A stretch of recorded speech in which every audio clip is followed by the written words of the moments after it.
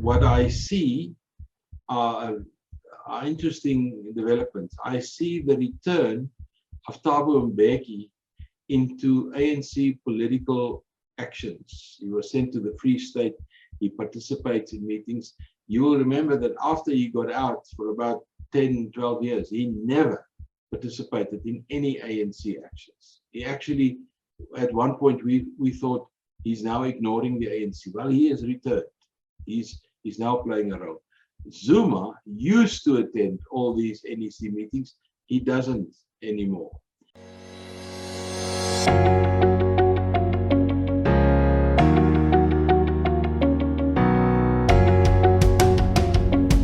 Hello, my name is Donald, and welcome to the #1 media company, WorldView. At WorldView, we explore everyone's perspectives on all things that can broaden our worldview. Today, we're going to chat with Theo Venter. Theo is a political and policy analyst. He has a master's degree in political science from the Northwestern University and a master's degree focused in comparative politics from the State University of New York at Albany as a Fulbright Scholar. Theo, good morning. Welcome to the show. So we recently heard Ramaphosa's State of the Nation address. And once again, we heard many promises, but are we potentially focusing too much on his words and not enough on his actions? I believe Donald Trump's cliche of it's all talk and no action might be very applicable to Ramaphosa. Well, firstly, I think we over accentuate the SONA. The SONA is a statement made every year. Most nations have a form of that. The Americans called it the State of the Union. The Queen has a similar kind of speech. It originated from the head of state providing kind of a view to where we are going, what the challenges are, and so on, and so on, and so on. So I think that's the basics. It usually does not contain a lot of detail, and it is that which the opposition parties usually criticize. He's making statements, he's saying where we should go, but he's not giving anything in particular. The purpose, of course, is that the particulars, the detail, would come out in the departmental budget votes, which usually follow on these issues, and it would be further accentuated in the provinces by the premiers that implement a large portion of what he says. But I think a few things that he said that I do think is important is that I was surprised that he started his SONA being very particular about the challenges that we face, being very particular about what happened in KwaZulu-Natal last year, being very, very particular about the economic challenges and the issues of service delivery and the fact that our local governments aren't doing what they're supposed to do, and that the government will have to do something about that. That to me was the important parts. And then, of course, the promise that he made in his SONA that there will be changes in the police and there will be changes in the establishment of state security. That, of course, we've seen within a month after the SONA, we've seen some of those decisions already taken. So I think it's a mix of the two. It's a mix of promising, putting forward, let's call it a stretch vision, because a lot of these things are highly, highly unattainable, but it is a political ideal, and then some practical things which can be implemented. I thought, having listened to SONAs for the last 30 years and being involved and being in Parliament in several of these occasions, that this SONA was his best. Why do I say that? If you look at the American political system, which is another one of my focus areas that I pay a lot of attention to since I've studied there, and so on and so on. I actually love to look at that system as well. What happens is American presidents also are limited to 2 terms of 4 years each. And in the last 50 or 60 years, the successful ones usually had 2 terms. And somewhere in his first term, you can almost point to a time and a place. It was clear from talking to the electorate or to lobbyists or whoever that you just sensed he knew he will get a second term. And that provides a lot of confidence. It provides a step in his action. Now, my sense is that Cyril Ramaphosa spoke to us in his SONA, knowing that in December of this year, he will be elected as president of the ANC or re-elected for a second term, and he will remain president at least for the better half of his second term as well. So to me, this SONA was an introduction to the second part of the Ramaphosa presidency, the second part that will be dominated by actions in terms of the Zondo Commission, whether they're going to look for a political solution of all these problems, whether they're going to really go and hunt for those guys that stole so much money, I'm not sure. But what I sensed was a confidence in what he was saying and where he was going, knowing that we will listen to another State of the Nation address in February 2023. What do you think of a statement that private sector creates jobs, not the state? What do you think of the politics behind such a statement? Well, for me, it's a sine qua non. It is exactly what happens all over the world. It is not that natural for the ANC to say that, but for the president saying that, to me, that sentence indicated what I just previously said. He had the confidence of talking as the head of state, not the ANC president, and saying what is necessary to say. In that sense, also pulling the ANC closer to what is needed, because we know the South African economy has a dismal growth history over the last 10 or 12 years, where the rest of the world got out of trouble in 2008 after the global meltdown. South Africa, if you look at the trajectory of our economy, dropped out of the normal growth patterns that we've seen all over the world. That is why I think it is still valid to talk about 9 lost years under Zuma, and that 9 lost years is part of the price we're paying in our economy, a lack of investment confidence, a lack of confidence in governance. And it took 9 to 10 years to break apart this system. And it will take us the better part of the same amount of years to recoup what we've lost. And if there is a footprint of Ramaphosa, if we look back in history one day, we will say that the only contribution Cyril Ramaphosa made was he got the South African economy again on the trajectory to a growth path that is between 3 and 3.5% per annum, which is the historical growth that South Africa has had since 1945. We had some years where the economy grew in terms of 5 to 6%, but if you average 60 to 70 years, the average growth is 3 to 3.5%. What we have actually done over the last 10 years is a dismal 1 to 1.5%. So state capture has cost us a lot, and I think that is the purpose.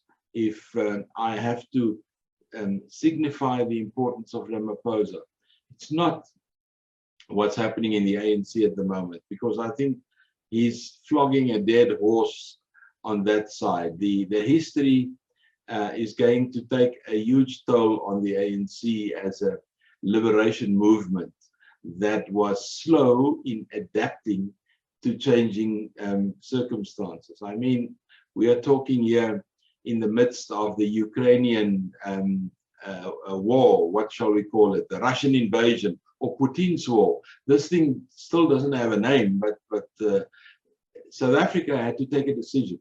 Where are we going to stand in terms of this war? And we chose to vote in the UN to abstain. In other words, we did not have the guts as a South African government to do what another BRICS member did, Brazil, which said, no, this is not right. You can't do this. And it's all of those things that Ramaphosa must pull together and get a significant move into the ANC going forward.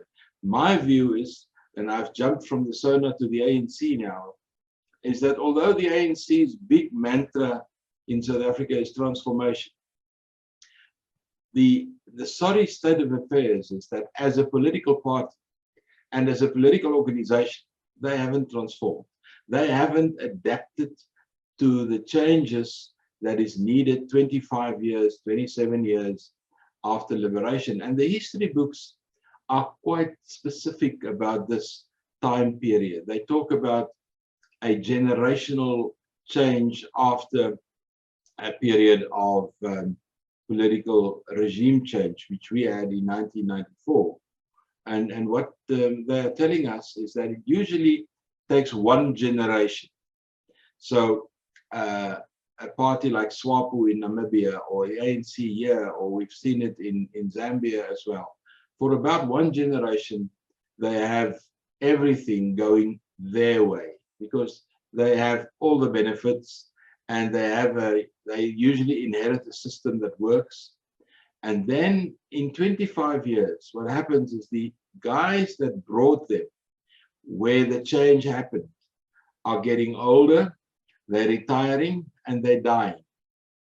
And in our case, when Jacob Zuma goes, not to jail, he just goes, normal human goes, I think that will end the first phase of the ANC's liberation struggle. And you need to adapt in that 25 to 30 years to become a modern political party running one of the top 20, maybe 30 economies in the world.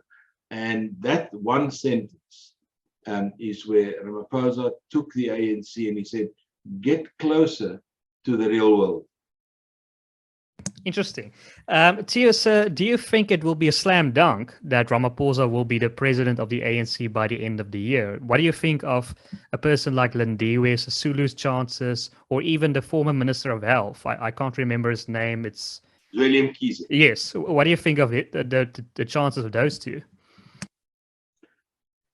Okay, I'm going to put my head in a block here. Yes, I think it's a given. If you look at the current lay of the land vis-a-vis December, because 2022 is a year where we look at things through the prism of a leadership election that happens in December. Everything is pointing towards that date, like we saw in Nasrec in 2017. The first thing that we must remember is that the ANC must get ready for the national conference. And they get ready for the national conference in several ways. Firstly, they audit their provincial branches. And through that audit process, they elect leadership in the different provinces. Now, that is currently in place. It's happening currently. And that is something that we're not paying enough attention to, because approximately 4,000 branches will send delegates to the national conference in December. And those guys are being handpicked through your provincial structures, your provincial general secretaries or your provincial secretaries, they are called, and whoever the leadership are in the different provinces. So that is firstly important, because the president is elected by membership from branches being at a conference. He's not elected by the media. He's not elected by the NEC. He's not elected by anybody else. He's elected by normal ANC members going as delegates.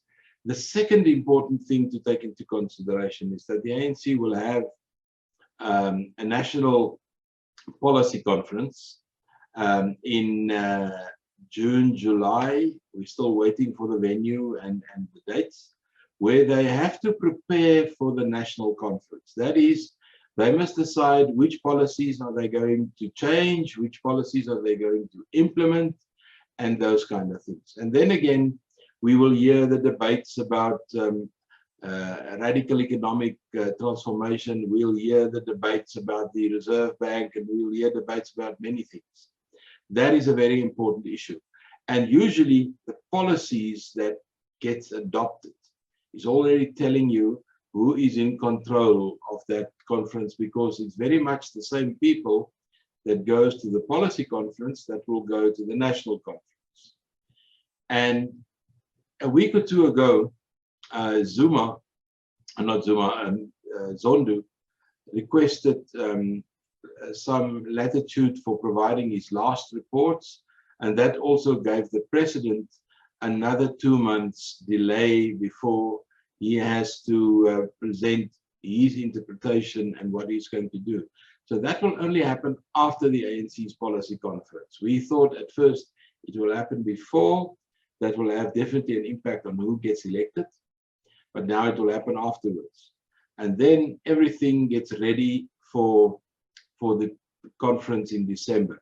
Now, the current challenge, as we understand it at the moment, there are 1 or 2 people putting their hands up or are being nominated by branches to be president, challenging Ramaphosa. The one is Lindiwe Sisulu, the other one is William Kize that you mentioned. But it seems to me that the big challenge in the ANC is for the number 2 slot. Who will be the new deputy president?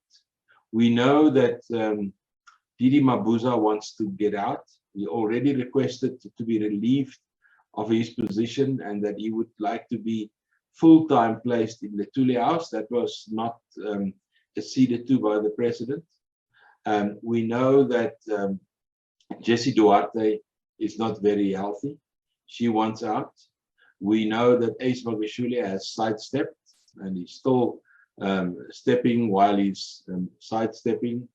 And I think the big battle is going to be for the top 5 positions and not the presidential position. I think Ramaphosa is fairly safe to be re-elected as president, but the team that will be elected with him will look different.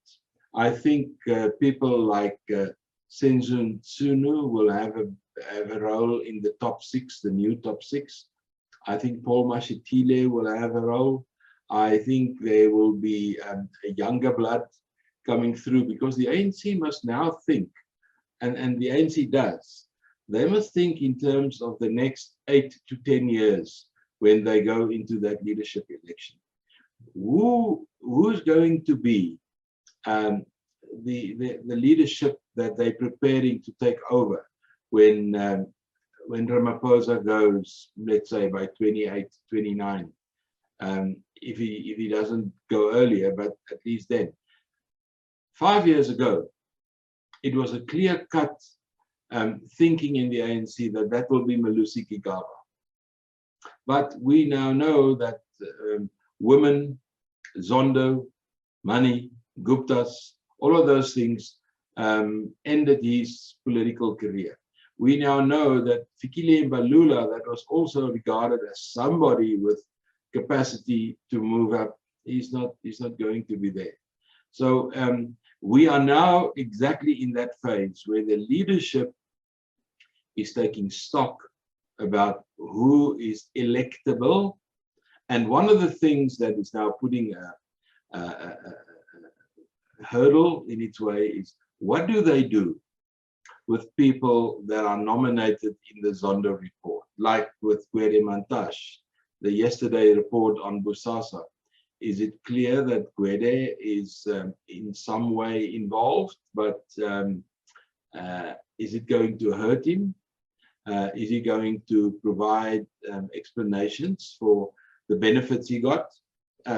So that long story that I had now tells me that there is, in my mind, no doubt that before Christmas this year, we will have a position where Ramaphosa got his second term as president of the ANC. Maybe just a technical thing. As a state president, you've got 2 terms, limited to 2, not counting if you take over from a previous guy like he did from Zuma. But the ANC president has got no term limit. Previously, there has been an effort to put a term limit on being president of the ANC, but technically there's no term limit. But I think the 2 terms is kind of a given that one would consider 2 terms as enough. Okay, so why do you think that's relevant? Do you think it's relevant because you will need 3 terms as the president of the ANC to have 2 terms technically as the state president? No, it's not that. It is the ANC's inability to synchronize presidential terms in the ANC with presidential terms as state president. What happens is that when the ANC is having a presidential election in December and they elect Ramaphosa again, his term of 5 years starts in December and it goes for 5 years until whenever, 2022, it will 5 years, it will be 2027.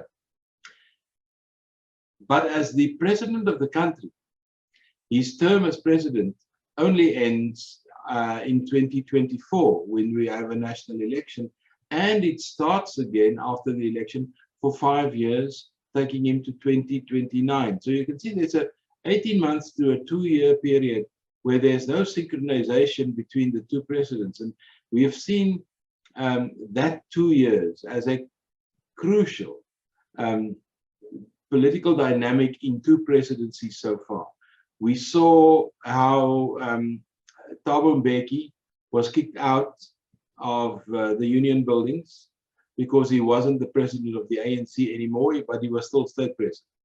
Motlanthe came in for him, Zuma took over. We saw the same with Zuma. Zuma wasn't president of the ANC anymore, but he was still state president, and he got kicked out in 2018, and Ramaphosa took over.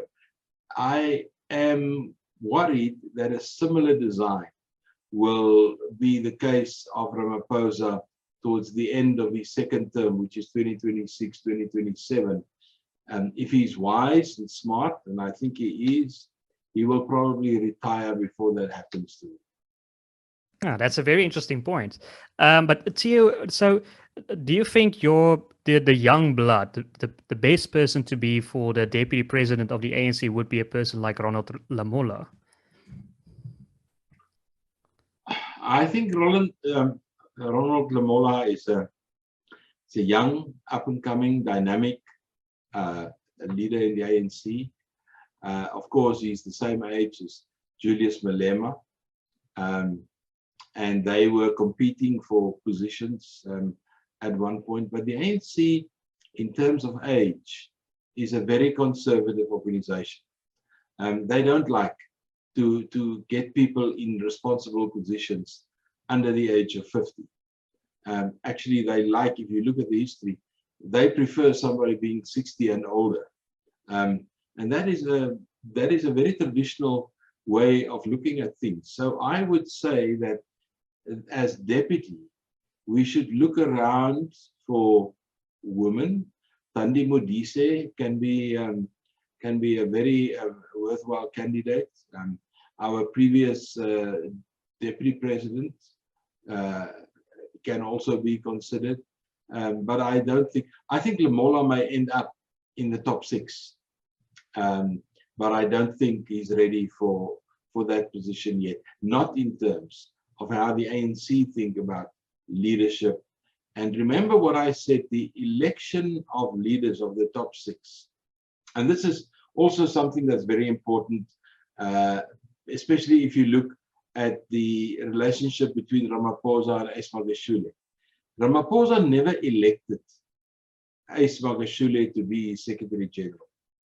The 6 of them got elected on different slates, and basically in a beauty contest, the one got the most votes and the other one didn't make it.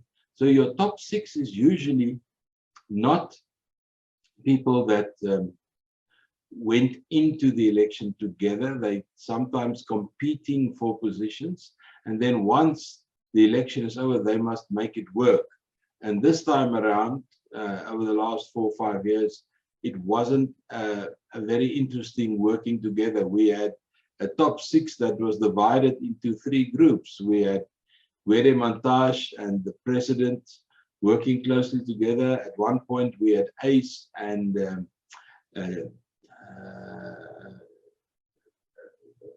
Paul Mashatile working together. We had Didi Mabuza on his own. We had Jesse Duarte joining this group and then that group.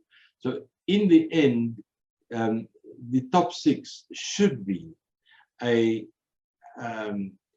what shall I call it? An organizing, a close-knit leadership group.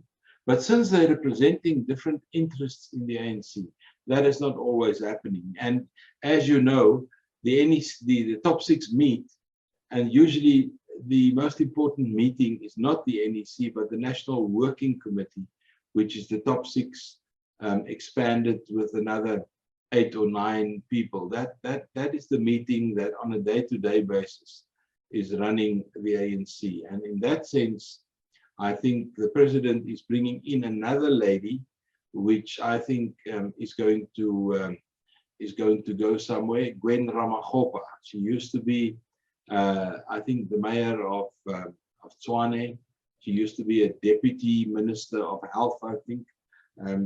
So we must be sure that Ramaphosa will look carefully about who he brings in around him, and that there is going to be a lot more women in senior positions than the ANC is used to. How do you think President Zuma will influence the 2024 election, former President Zuma? Do you think he still has significant support within the ANC or even KwaZulu-Natal? Oh, my view is that President Zuma, to put it simple, had his political chips. He's a spent force. Sometimes he's ill. Sometimes he can attend court cases. Sometimes he's energetic enough to dance outside court. So it's a very interesting picture to paint about Mr. Zuma. But I think court cases will keep him so busy for the next year or two, and his health may deteriorate. I think he's an interesting political force in KZN, but not nationally. What I see are interesting developments. I see the return of Thabo Mbeki into ANC political actions. He was sent to the Free State. He participates in meetings. You will remember that after he got out for about 10, 12 years, he never participated in any ANC actions. He actually, at one point, we thought he's now ignoring the ANC. Well, he has returned. He's now playing a role. Zuma used to attend all these NEC meetings. He doesn't anymore. Now, I want to stop there for a moment. One of the ministers in cabinet that most of us feel awkward about, to say the least, is Mr. Bheki Cele. I just don't think he's up to the role of Minister of Police, but he's a loyal Ramaphosa supporter in KwaZulu-Natal. He has got access to Zuma, and he's got access to the traditional leadership. So his position in cabinet is far more important in terms of his role in KwaZulu-Natal than his role as Minister of Police, wearing 17 different hats. You can never predict which hat he will have on or where the hat will sit, which makes kind of a joke of his profile. But Bekitsele and Senzo Nchunu, and to a certain sense, Zigla Zikilala, the current leader of the ANC in KwaZulu-Natal, are the people that will have to bring KZN closer to the Ramaphosa camp. Why must they bring KwaZulu-Natal closer? Well, there's a very important number here. That is 25% of all members of the ANC. That translates into 25% of delegates at a conference would be from KwaZulu-Natal. So you cannot win a presidential election or election for any of the official positions unless you have some support from KZN. So if you look at the provinces, the biggest province in the ANC is KZN. And then traditionally it used to be the Eastern Cape. But over the last 3 or 4 terms, those numbers changed significantly. KZN is still the biggest. Gauteng ought to be number 2. But the delegates in Gauteng is probably the same size as the delegates from Mpumalanga that has a population the same size as Northwest, between 3 and 4 million people, while Gauteng is currently competing with KZN to be the largest provinces in the country with between 10 and 12 million inhabitants. But the ANC representation out of Gauteng is not showing that number of people. So that was when we previously went to Nasrec. You'll remember we had a group called the Premier League. Now the Premier League consisted out of KZN, that's 25% of the vote. They brought in the Free State, which is about 7 or 8% of the vote. They brought in the Northwest, which is also 7 to 8% of the vote. And then they brought in Mpumalanga. That pushed them over the 50% representation at the conference. And then at the last minute, Mpumalanga changed sides, and that got Ramaphosa the presidency. So it's important to take note of these dynamics playing out in the provinces and among members, and who represents whom. And in that context, Ramaphosa or Zuma plays a role in KZN, but in my view, a declining role. Interesting. Who's the person that decides the number of delegates for each province? Is it the Secretary General? The Secretary General, together with the 9 provincial secretaries, they decide about the game plan and the roles for each conference. Each conference, every 5 years, will be determined by its own set of rules.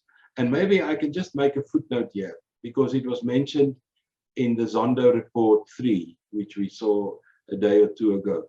The whole issue of the CR17 money and whether it was legal or illegal. In 2017, it was legal within the ANC to have people sponsoring your candidature for presidency within the ANC. So it was not the ANC getting money from outside, it was individual members getting support to canvass and to make a plan. Once you're unhappy with the rules of conference, you must make a claim or you must lay a charge during conference. If you don't do that and the conference is over, the rules then disappear and the rules then stop. So a lot of these guys trying to set up Ramaphosa for the fact that he may have gotten too much money from certain people before Nasrec, they're going nowhere, because the conference rules says that there were certain decisions taken before the conference, it was implemented, the conference took place, the conference ended, so the rules also ended. This time around, we are waiting for the ANC to set up the rules and to determine how many delegates. I'm using the term 4,000 because the ANC, to determine the size of the ANC and how many branches the ANC has, a very good rule of thumb is to look at the amount of wards in local government elections. Each ward in the country, whether it's Cape Town or Sannieshof or Makwasi or whatever, has an ANC branch in every ward. Sometimes they have two and sometimes they have none. But on average, the amount of wards in the country is very close to the number of branches the ANC has. And that's why I'm playing around with this number of 4,000. So Theo, you just mentioned, or you recently mentioned, that Thabo Mbeki has re-entered the politics of the ANC. He has also said that there should be an audit done of ANC members. Do you think the ANC will survive something like that? They're doing an audit before every meeting. So they've survived this several times. Let me just explain to you what they mean by an audit is a branch in good standing? When is a branch in good standing? A branch is in good standing when they have approximately 100 members and where these members are all paid up. That is a branch in good standing. And then this branch will have a branch general meeting, and then every second year a branch annual general meeting or a biannual general meeting. So the role of the provincial secretaries is to make sure that branches are in good standing or to get them in good standing. Now, here are 2 or 3 tricks, and that's why Thabo Mbeki spoke about this. We know that for Zuma to get elected in the ANC, they had to up the administration of KwaZulu-Natal ANC 10 years ago. A lot of the money that flowed out of the police's secret fund at that time went to make members paid up. There's about a fee of 10 Rand or something like that per month to be a member of the ANC. Can even be 10 Rand a year, I'm not exactly sure, or 20 Rand, but it's a very small amount.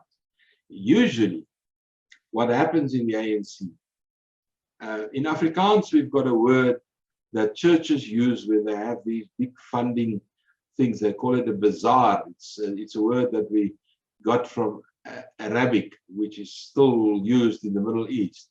Now, if you have a bazaar, you usually get a list and you go from house to house and you get some money and you'll get some pledges. And we call that a bazaar list, You can establish an ANC branch here where I'm living in the suburb in Potchefstroom.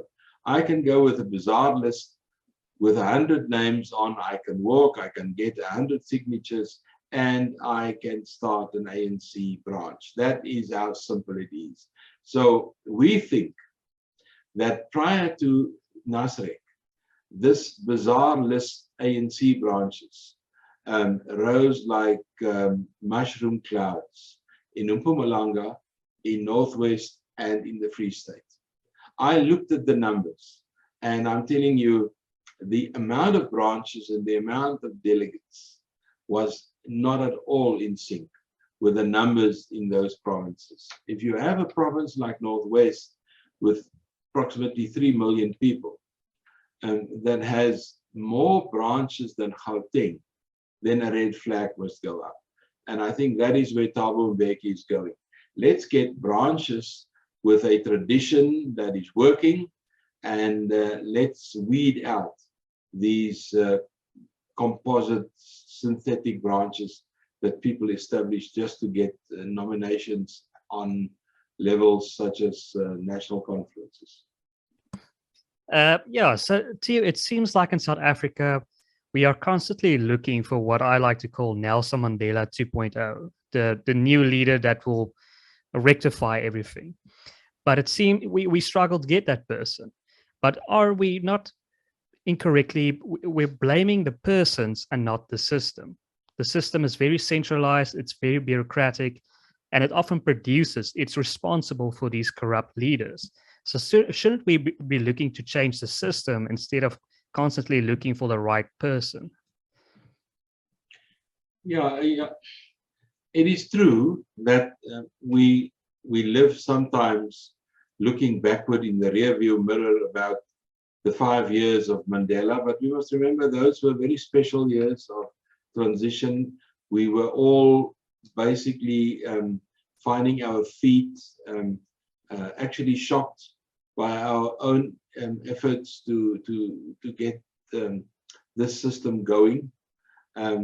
But over time, I think the ANC focused too much on placing people in specific positions. Their policy of cadre deployment is in part responsible for where we are. And I think Zondo Commission is going to make that recommendation towards the end, that the ANC will have to re-look at that model, because it brought about systemic failure of the state-owned enterprises. It brought systemic failure of our local governments, because the one thing, if you look at systems operate, especially systems that's occupied by people, they operate on the basis of institutional memory. People work within the system. They don't read the handbook every day. Over time, they know exactly how to manage government, how to manage this, how to manage that. And then over time, they don't think anymore about what they're doing every day. They just do it because that is the way in which the system operates.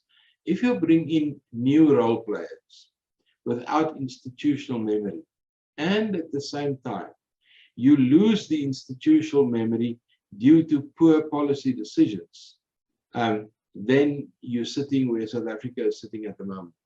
We're actually building a system almost from scratch because we lost the ability. Let me give you a good example. How do you manage water from Waldam to the sea when you have an abundance of water? If you have no institutional memory, then you open the sluice gates too big, too high, and you get flooding in Uppington. If you manage it in terms of institutional memory, you will know that Waldam, for instance, has a capacity of 126%. It has got a huge flood management system in terms of its sluices, but you can't open more than 6 sluices at the same time, because if you do, you get flooding downstream where people are not ready for these kind of things. So that is institutional memory. That means the people working in the system knows how to manage the system. If you replace all those key decision makers, that's where systems failure takes place. And that we definitely have that. And that is why Ramaphosa again said in his SONA, and he said that in the National Development Plan as well, we're looking for a government that can work. We're looking for a government with capacity, a government that can again do what it's supposed to do. Now that's the part that I'm looking for in Ramaphosa's second term, because if he gets the second term, it will give him a little bit more confidence to appoint people that can do the work rather than a comrade with loyalty. Eskom is a good example. The current leadership at Eskom are there to do the job. They're not there for political reasons. They can actually do the job. And there's a few other examples where people has been appointed, not necessarily white people, but people with the capacity. I'm thinking about the NPA, Ms. Johnson that was appointed a day or two ago, or the newly appointed head of the State Security Agency. They are all very competent, qualified people. That is what provides me with a little bit of optimism. So if I understand you correctly, you're essentially saying that change should come slowly. We shouldn't be too radical. And because the apartheid government had a very centralized government, That's one of the reasons why we currently have a very centralized government in Pretoria. Well, no, I don't say that generically. Sometimes you must bring about change quickly, because if you extend the period of implementation of change for too long, you're going to lose the battle. But you must be honest about your changes. The big thing about change management is honesty. Why are we doing it? And what is the advantages for you and for me for participating in the change? And that politicians don't do well. Their explanation for why we must change. Let me give you an example of something that must change. The fuel price, the design of the fuel price. It has been announced in the budget, and this was long coming. It's not because we're paying a huge amount of tax as part of our fuel price. This is a fairly global phenomenon, but as the fuel price is currently designed, the rural areas in South Africa is cross-subsidizing the urban areas, which of course is completely wrong. In the rural areas, you need fuel to be cheaper because that's where the most amount of farmers are, and that's where the longest distances are driven and all those kind of things. If you take the whole formula of putting fuel together, it needs a radical change, and it needs to change quick. It's not going to make fuel cheaper, but I think it's going to be a more fair representation of who pays what. And we know that your urban centers represent, I would say, upwards of 40%, if it's not more, of the national economy. It definitely represents 60% plus of all the people in South Africa. So you can't get the rural areas to subsidize the urban areas, because that is how it was designed many, many years ago. That needs change, and it needs change quickly. Other things, again, can take a longer time so that people can get used to the change. When I was a kid, I think I was in grade 1 or grade 2, we went through a process of metrication, and that was done abruptly. There was a lot of advertising, and then one morning we changed from inches to millimeters, and we changed from pounds to kilograms, and we changed from pennies and pounds to rands. And that is the kind of change that you do quickly. You have a date, you have a point, and you implement. If you look at the government's implementation, for instance, of the digitalization of the air, I mean, this is now taking 5, 6, or 7 years. It shouldn't. That is not how change should be operated. So, Theo, let's move on to opposition politics, and specifically the Democratic Alliance. It seems like the Democratic Alliance is currently suffering like 1,000 cuts from other small opposition parties like Action SA and the Freedom Front Plus and Good and PA and all these smaller parties. What advice would you give the Democratic Alliance if it were to want to stay alive, to remain the main opposition party in South Africa? There's a few positive things that you can say about the DA. It is a party that represents diversity very well. It is a party that has in its midst probably the most balanced representation of all South Africans. But it is a party in search of its identity. When a party searches for its identity, then it's very difficult for that party to make headway. And 3 or 4 things developed that I think illustrates the difficulty of the DA. The one thing was the case of Schweizer-Reneke in the 2019 election, where the DA made a few stupid remarks. They lost approximately 300,000 votes to the Freedom Front Plus, which they never regained. So that is a mistake which they paid heavily for. The second thing is we see a growth in identity politics, especially in the Western Cape. We see a growth of identity politics in Gauteng, where parties like Action SA and even the EFF, as well as the Patriotic Alliance, are into xenophobic politics. I mean, they're talking freely about the role of foreigners and what should happen and shouldn't happen to them.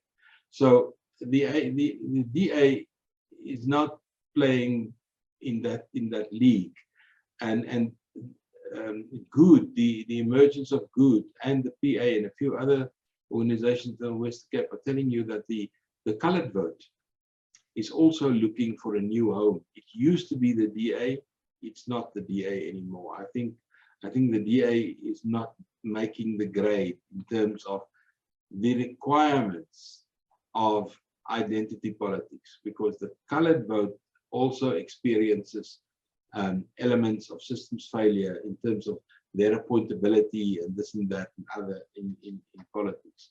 And then lastly, leadership. I think it's time for somebody to say softly into Helen Zille's ear, it's time to go. You have had a very active political life, but your shelf life has arrived. She is a formidable person. She is a formidable, was a formidable journalist. She was a good premier. But if you have such a strong personality in any organization, not only a party, it does not allow for leadership growth lower down. My view is Helen Zille should go, and that will be a day where the ANC, where the DA will then develop kind of an identity of its own. Currently, it's falling around.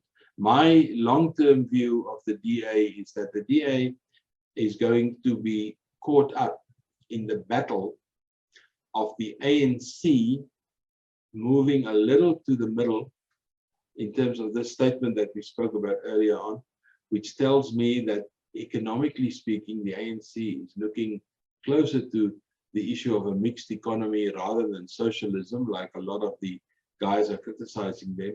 And that's exactly where they're going to find the DA with their economic approach, which is far more towards what one would see in West Germany and in France and those places where there's a free market, but the free market with a very strong social responsibility.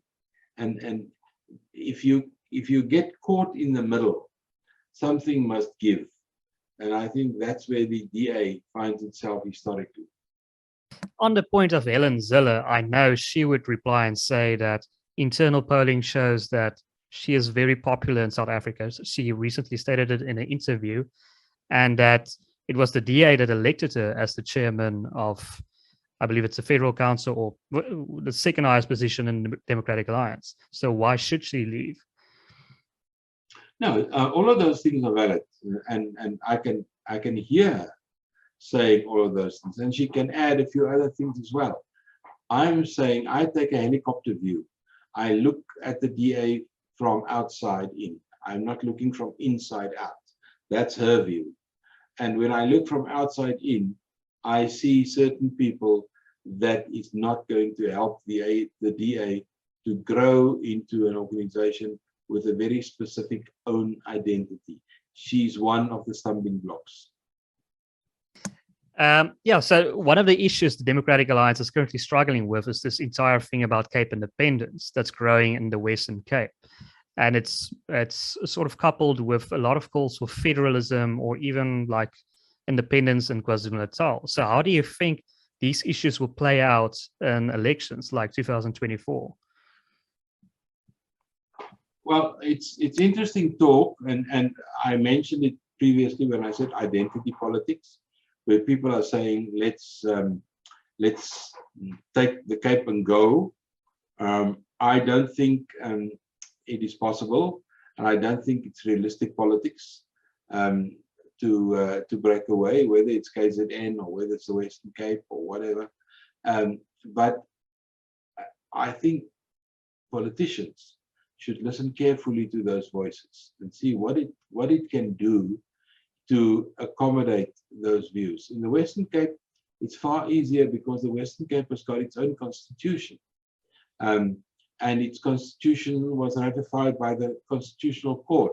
Therefore, they don't have members of the Executive Council, they've got ministers and things like that.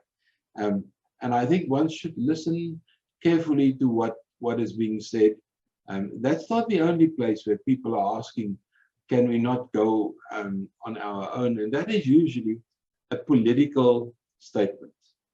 It is not a statement of economic reality or a statement of any of the other things. But yeah, it's an interesting development, but I don't think it's going much further than rhetoric. Well, Theo, great. This has been such an insightful and a wise analysis from you. I think our viewers will definitely enjoy this. I want to give you one last opportunity to add, plug, or say anything that you want to. Well, previously, I said to you that this year, if I could name this year, it would be the year in which we look at everything in the country through the prism of a leadership election that's going to take place in December. Everything. Whether it's the Zondo Commission's report, and whether it's the implementation of the budget, and whether it's what the police are doing. Everybody is waiting to see what's going to happen in December. And that, I think, is the big story in South Africa, despite all the other developments. And the second thing that I would add to that is that the Zondo report will be out in its full force, let's say by end of March, we think. And then the big question is going to emerge. What are we going to do about it? Are we going to get a political settlement for these things? Because it's clear that the ANC as a political party got into this process so deep and with so many people listed by name, that is going to be a very difficult thing for the country to deal. So this year is the year of leadership and the year of Zondo. Well, thank you, Theo. You definitely interesting times await. But to our viewers, if you enjoyed this content, please consider liking this video, sharing it as widely as possible, and subscribing to our channel. My name is Donald, and you've been watching WorldView.